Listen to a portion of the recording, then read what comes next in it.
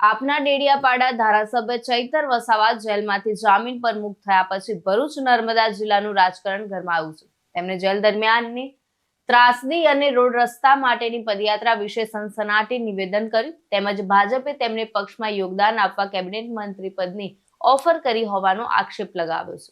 તો આના જવાબમાં ભાજપના ભરૂચ સાંસદ મનસુખ વસાવાએ આ દાવાઓને ગપ ગોળા ગણાવ્યા। તેમણે કહ્યું કે લોકસભા ચૂંટણી પૂર્વે ચૈતર વસાવા પોતે ભાજપ આગેવાનોને મળીને પક્ષમાં જોડાવા પ્રયત્ન કર્યો હતો, પરંતુ શરત વિના અન્યોને જેમ તેમને પણ આવવા કહેવામાં આવ્યું હતું। આ વિવાદથી પાલિકા પંચાયત ચૂંટણીના નજીક આવતા વિસ્તારનું રાજકારણ વધુ તપાવી રહ્યું છે। ચૈતર વસાવા એના પર જે ગુના થયેલા છે, ગમે તેની સાથે ઝઘડો કરવાનો, ગમે તેને મારી દેવાનો, સરકારી કર્મચારી હોય કે બીજા અન્ય અધર્સ પાર્ટીના લોકો હોય, ગમે તેને એની સાથે ઝઘડો કરવાનો, આ એના પહેલાં તો એના સ્વભાવમાં એનો સ્વભાવ સુધારવો જોઈએ। એક ધારાસભ્ય તરીકે ગમે તેની સાથે ઝઘડો કરવો એ યોગ્ય નથી, અને એ ગુના કરે છે, અને 19 જેટલા ગુના એના પર નોંધાયેલા છે। એના કારણે પોલીસ ફરિયાદ થાય એટલે જેલમાં જવું પડ્યું। આવા વિવિધ પ્રકારના ગુના હોવા છતાં પણ એના જે કાર્યકર્તાઓ એ પ્રકારના નિવેદનો એવું કરે કે ચૈતરભાઈને છોડી મૂકો, નહીં તો પોલીસ સ્ટેશનનો ઘેરાવો કરીશું, કલેક્ટર કચેરીનો ઘેરાવો કરીશું। આસપાસના તાલુકાના જિલ્લાના લોકો, છોટાઉદેપુરથી માંડીને અલગ અલગ ટ્રાઇબલ તાલુકામાંથી લોકો, આદિવાસીઓ લાકડીઓ, ભાલાઓ, ધારિયા, પાડિયા બધું લઈને તૂટી પડશે। આ પ્રકારના એમના દેવાભાઈ કરીને એક મોટા કાર્યકર્તા છે ચૈતરભાઈના ખાસ, એણે સ્ટેટમેન્ટ આપ્યું। બીજા લોકો પણ સરકાર વિરુદ્ધનું અધિકારીનો વિરુદ્ધનો આડેધડ સ્ટેટમેન્ટ આપે, તે સ્વાભાવિક છે કે એની કોર્ટ પર અસર પડી અને કોર્ટે એને જામીન ના આપ્યા ને એને 80 દિવસ સુધી જેલમાં રહેવું પડ્યું। અને જેલમાંથી છૂટ્યા પછી જાતના આક્ષેપ કરે કે મનસુખભાઈ મને ફિટ કર્યો। હમણાં પાછું સ્ટેટમેન્ટ એવું ચાલુ કર્યું કે ભાજપના લોકો મને કેબિનેટ મંત્રી બનાવવા માટે ઓફર કરી પણ મેં ઠુકરાવી, પૈસાની ઓફર કરી પણ મેં ઠુકરાવી દીધું। આ તદ્દન ગપગોળા ફેંકે છે, વાહિયાત વાતો કરે છે। ભારતીય જનતા પાર્ટી એ કોઈ ઓફર કરી નથી, પણ લોકસભાની ચૂંટણી પહેલાં ખુદ ચૈતરભાઈ અમારા ભારતીય જનતા પાર્ટીના કેટલાક આગેવાનો, જે ઝઘડિયા તાલુકાના આગેવાનો હતા અને કેટલાક અમારા નર્મદા જિલ્લા આગેવાનો હતા, એ આગેવાનો સાથે અમારા પ્રદેશના મવડીઓ સમક્ષ, પ્રદેશના નેતા સમક્ષ એ ત્યાં ગયા હતા, અને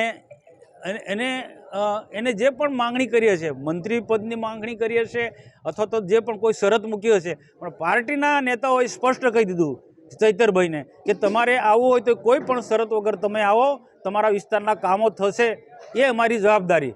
બાકી બીજી કોઈ પ્રકારની એમની જે ઓફર ને પાર્ટીના લોકોએ ગણકારી પણ નથી। એટલે આ તો ખોટા ગપ્પા મારે છે કે મને ભારતીય જનતા પાર્ટીએ કેબિનેટ મંત્રીની ઓફર કરી, અને એમ કે મારે ભાજપમાં જવું જ નથી એમ કે, પણ જવું નથી તો તું ગયો શું કામ ભાઈ? કોઈ નાનો છોકરો હતો, ધારાસભ્ય છે ને પોતે કબૂલ કરે કે મને રેસ્ટ હાઉસમાંથી ભાજપના લોકો લઈને ગયા પ્રદેશના નેતાઓ સમક્ષ। આ બધી એ તારી ઈચ્છા હશે ને, એની ઈચ્છા હશે તો ને, એક નહીં 3 વખત સુધી એ મિટિંગ કરી પ્રદેશના નેતા સમક્ષ, અને એને જે ઓફરો કરી છે એ કારણ કે મારાથી મર્યાદા છે, કહી ના શકાય। અને એ આપણી પાસે એવું કોઈ ચોક્કસ પ્રૂફ ના મળે કે જે તે વખતે અમારો કોઈ એમની જેમ એમના કાર્યકર્તાઓની બધી બાબતનું રેકોર્ડિંગ કરવાનું એ અમારો સ્વભાવ પણ નહીં, પણ એ ગયો નક્કી લોકસભાની ચૂંટણી પહેલાં અમારા પ્રદેશના નેતા સમક્ષ એ ગયા છે, અને ભાજપમાં જોડાવા માટે એની કેટલીક શરતો મૂકી હતી, પણ પાર્ટીએ બહુ સ્પષ્ટ ના પાડી હતી કે વગર શરતો વગર આવો, હા તમારા વિસ્તારના કામો થશે।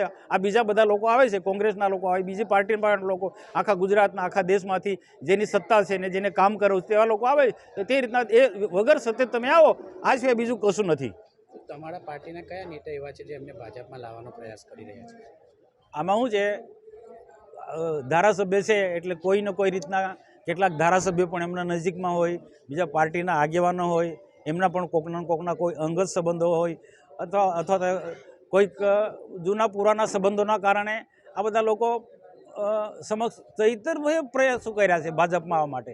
અમારા ભાજપના લોકો આવવા માટે પ્રયત્નો નથી કરતા, પણ એણે જે તે સમયે પ્રયત્નો કર્યા ભાજપમાં આવવા માટે, અને મોટી શરત કરી હતી, કેબિનેટ મંત્રીની માંગણી કરી હતી, અને બીજે ઘણી બધી માંગણી કરી હશે, અને પાર્ટીએ કોઈ એની શરત સ્વીકારી નથી, એટલે બધી ખોટા આક્ષેપ મૂકે છે કે ભાજપવાળા મને લઈ ગયા હતા અને કેબિનેટ મંત્રી બનાવતા હતા। ભાઈ ભાજપને એવું કોઈ જરૂર નથી, એમને એમ આવવું હોય તો વગર શરત વગર આવો તમે। ને ભવિષ્યમાં શું લાગે ચેતર વસાવા ભાજપમાં પ્રવેશ કરશે?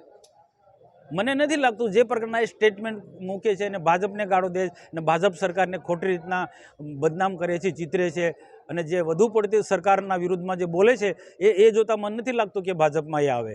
જીતુ રાણા સાથે ચક્રવાત ન્યૂઝ ભરૂચ.